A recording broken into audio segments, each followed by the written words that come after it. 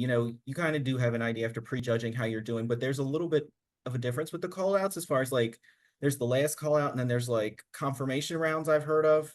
Yeah, like the sequence of the call outs. That's a great point. So typically when you go on stage, the first time that you walk on stage, you're either going to do an individual or they're Right. going to do like just basic comparisons. And with Okay. that, obviously, there's not really any moving around. Hmm. You go on stage, maybe you hit your individual, then they call you out. They don't call you out, excuse me. They bring you out in groups, Hmm. just plainly based off of your name. Right. And they kind of just have you do quarter turns, or poses even. Then from that point on, that's where the call outs start. So they'll bring everybody back out the stage. Hmm. If it's a bigger show, they might have, people hang out backstage and then call them on. Okay. But the first call outs, as you know, is going to be, typically your top 5 to top 7 to even top 10 competitors. I've seen as high as 9 or 10 in the first call out. Yeah, it's pretty crazy, but bigger shows, they tend to do that.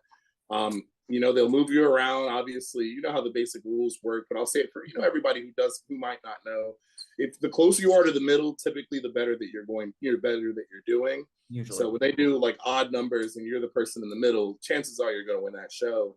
And if they do even numbers, typically the 2 people in the middle, that those people are going to be top 2. Usually they'll have those people run through their poses. They'll move people around.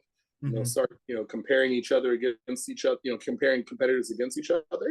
Okay. Then from that point on, they'll usually either send off some people or they'll go straight into the second call out. So what I mean by that is, after they get done comparing that initial larger group of like 5 to 10 people or so, Hmm. what they'll do is they will call out the second group of people. Those are your second call outs, your third call outs, your fourth call outs. Hmm. After that, what they'll typically do is they'll call out, maybe the top 2 or 3 competitors, Okay. that they saw from that first call out. So that's like what we call the final call out. Okay. Yeah, with the final call out, usually I think it's a little bit for the fans, but it's also for the judges too, to kind of just, really, really lock in their picks and make sure that they're making the right decision.